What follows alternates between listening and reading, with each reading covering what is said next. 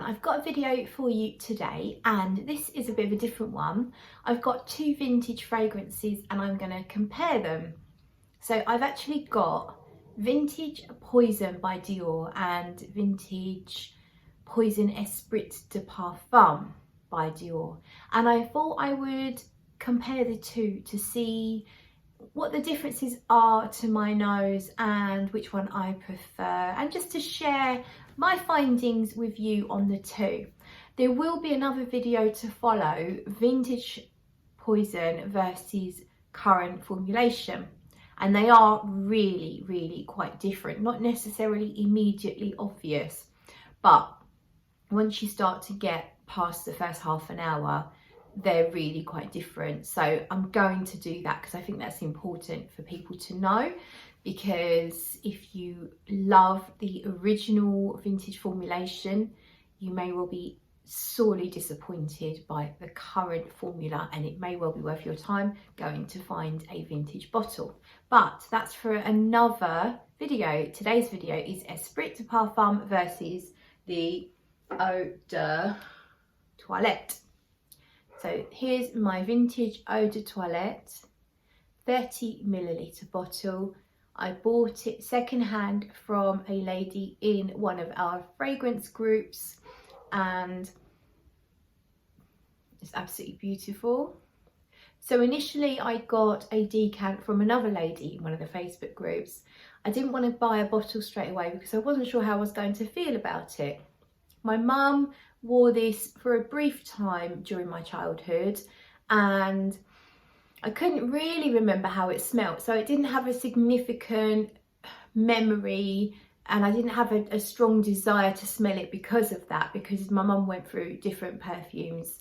But I do remember specifically that she had at least one bottle of this, and I also remember that me and my brother, one of the first more expensive presents that me and my brother got her was Tender Poison, because we knew that she liked this, so we assumed she'd like Tender Poison, which was one of the flankers. Actually, Tender Poison's quite different to the original, but she definitely wore it and seemed to enjoy it. But yeah, so going back to Poison, what happened, the reason why I got interested was I think I'd seen a video, someone had talked about it or mentioned it in a video or a post on Facebook or something, and I decided it's about time I smelt it. And I was at Blue Water shopping quite a long time ago now, months ago, and I finally actually went and smelt the current formulation Dior Poison, and was pleasantly surprised because I was expecting it to be really pungent and off-putting straight away. And when I smelt it, and I didn't smell it properly, I just did that. I took the lid off and I smelt the lid, and I thought, oh, that's really nice actually, like quite pleasant. I wasn't expecting it to be pleasant. So that's why I decided to track some down, and the lovely lady on the Facebook group who sent me the decant also sent me the current formulation. So I've got the vintage in a decant, and I've got the current formulation in a decant, and I also bought from her this miniature of the Esprit de Parfum. And so that's what happened. And then when I used the decant she sent me a few times, I really liked it, and someone else had offered to sell me a bottle, so I decided to go for it. It was a very good price, so that's why I decided to go for the bottle, because I thought, no, do you know what, I will actually wear this from time to time, not a lot, but every now and then.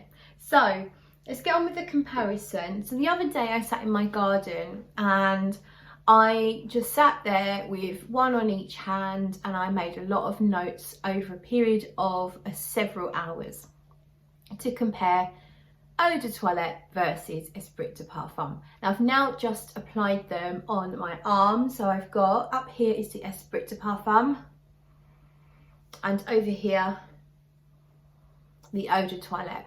And there are definite differences, but they are really close. They're pretty similar, but there are some differences.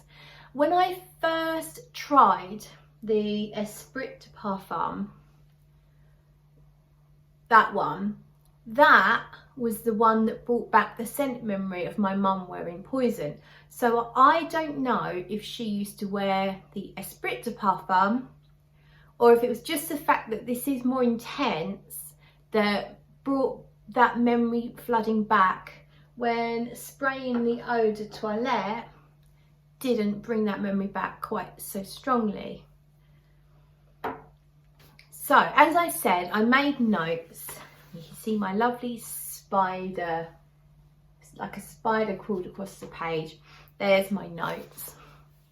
So what I have put here is that the vintage in the opening notes, the eau de toilette in the opening notes smelled sweeter, fresher, yet more incensey. I would also add to that, it's a bit smoother as well, whereas the Esprit just has a slightly darker, almost animalic furriness to it. Not like I could particularly say I think there's civic castoreum, anything like that. It just has this kind of slightly darker murkiness. Also, the Esprit is less sweet than the eau de toilette. The eau de toilette is definitely fresher, sweeter plum. So there's plum in here. And the eau de toilette feels like a lighter, fresher, sweeter plum, and it's cleaner. So it's got this smooth, clean feel, not soapy, but just clean and smooth. In the blend is clean and smooth. It's not as rough as you might imagine when you hear people talk about Poison. The history around Poison and people being banned from wearing Poison to some restaurants, you kind of think, wow, it's going to be pretty shocking, it's going to be harsh. It's not actually harsh. It's smooth, it's incensey, it's a little bit peppery, it's got this lovely plummy note that's, as I say, it's actually quite fresh and light. It is dark, but it's not overbearing and heavy. The Esprit is spicier. I've said it's instantly darker. When you compare the two right from the start, the Esprit is darker. And to me, the plum in the Esprit is almost boozy, like it's fermented. It's not as fresh and smooth and clean as is in the eau de toilette. I also found the Esprit a little vinegary, which it may sound a little strange, but that could be to do with that boozy fermented aspect that I'm getting from the plum. It's making me think a little bit vinegary, not full on vinegary, just a little hint of vinegar. The Esprit is less approachable, it's less friendly. I found it medicinal and spicier, drier. I still like it though. And I've also written harsher, drier. I think there's a coriander note in here. I think the notes are pretty similar for both. I'm not going to compare the note listings and try and pick out the few that are different, because that doesn't tell you really anything. I think it's easier just to try and pick out the differences as they come to me. And if you want to contrast and compare notes, then just do it yourself. God, I'm a bitch, aren't I? Cheers.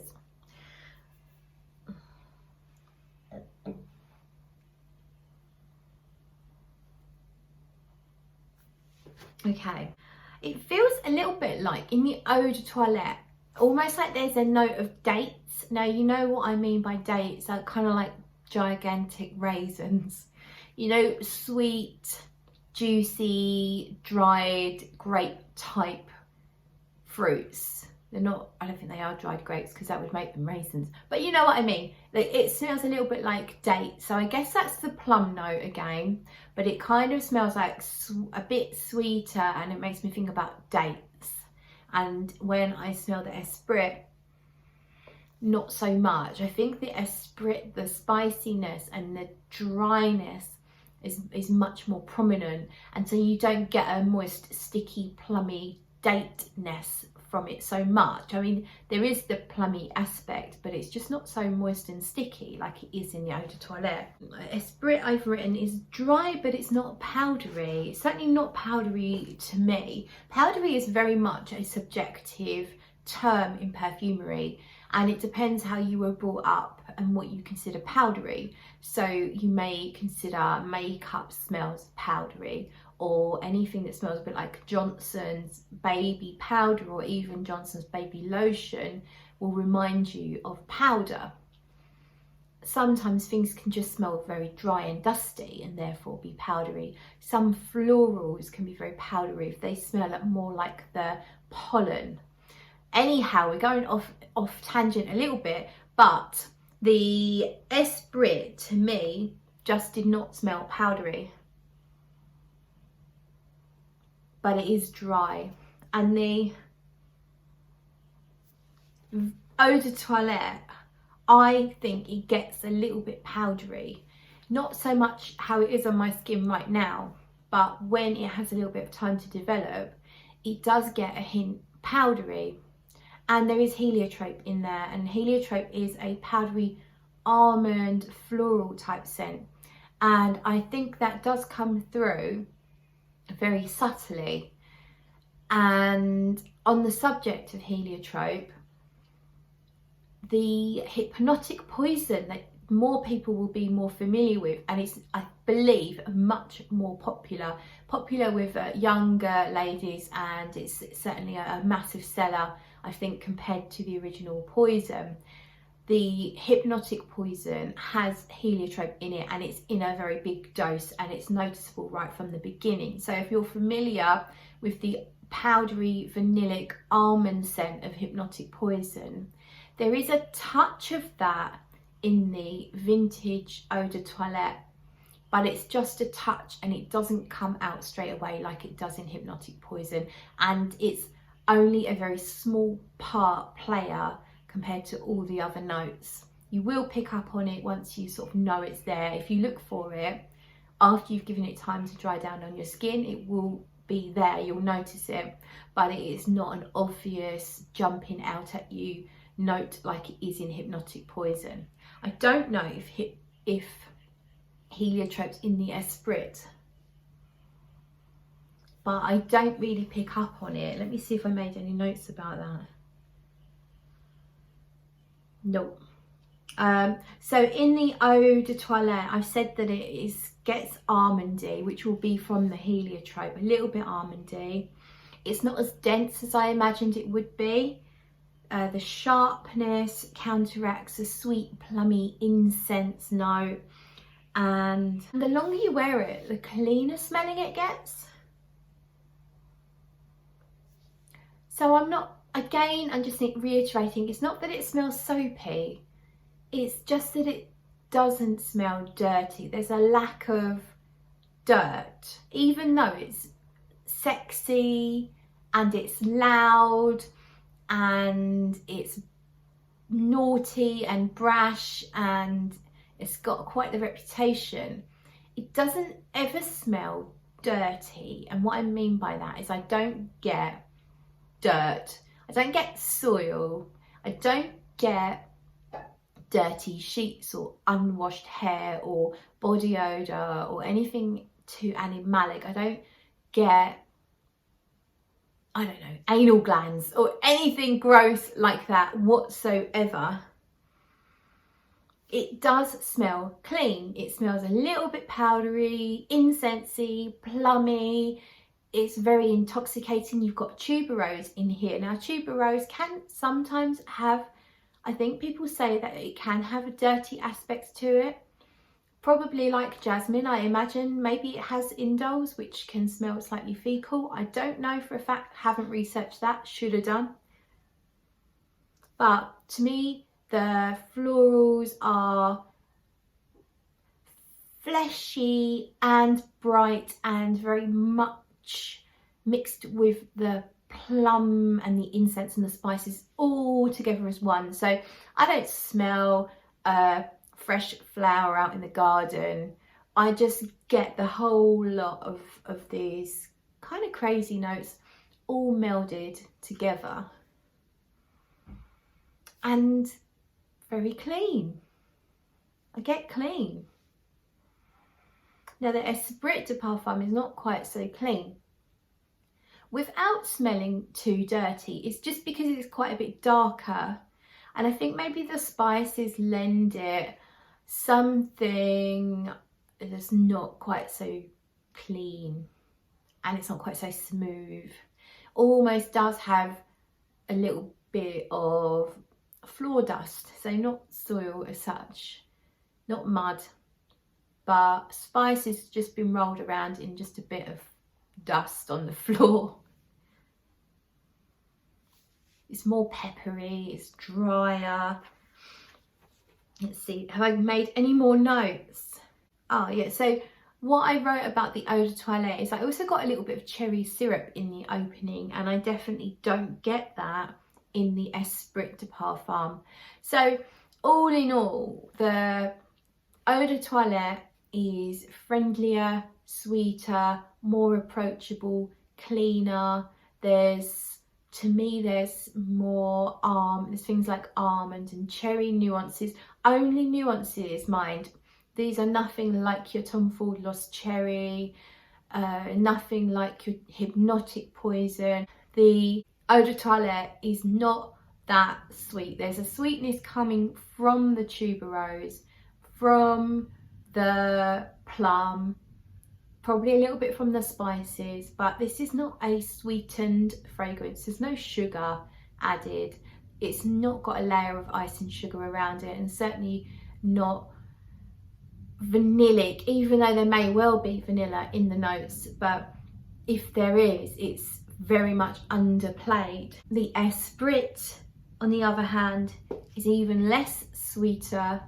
It's drier, it's more spicy, it's less approachable, it's darker and more vintage smelling. It smells more old-fashioned, more like something someone's grandma would have worn many, many years ago. Definitely has a vintage feel to it. Both have a vintage feel, but the Esprit feels much more vintage. Whereas I feel like eau de toilette could be a niche release in today's market, and it would be acceptable and people will wear it and people will get compliments on it. I've just made a few notes in general about how both of these fragrances make me feel. I've put magic, then I've put sex magic, bondage, gothic, mystery, and I've put a woman who takes no prisoners would wear either of these fragrances, more so the Esprit de Parfum. But then I thought, you know what, it doesn't smell like it's got to be a woman that wears it. It is both of them are very unisex because they're very spicy and they're not massively feminine. It's really only the tuberose, the floral, that lends it leaning feminine. But actually, anyone could wear it, and I'm not just saying that, but if it was a niche fragrance, it would totally get worn by fellas and ladies and anyone else. It's dark, pulsating, at times disturbing, and very daring, and I think it's something that needs to be investigated. Whether or not you think it's for you, it is classic perfumery. It's historical. The perfumer for both is Edouard Fleshy, and I could be pronouncing it incorrectly, Flechier or Fleshier, Edouard Fleshy. and Poison came out in 1985. I'm not sure when the Esprit version came out. I think it was in the same sort of time. And of course there are other variations. There's a cologne, there's an eau de parfum, and a few other variations, but that's what I've got for you at the moment. And as I say, I will be comparing vintage and current formulation if you're interested. I hope that was useful and that you enjoyed it, and I will see you in the next video.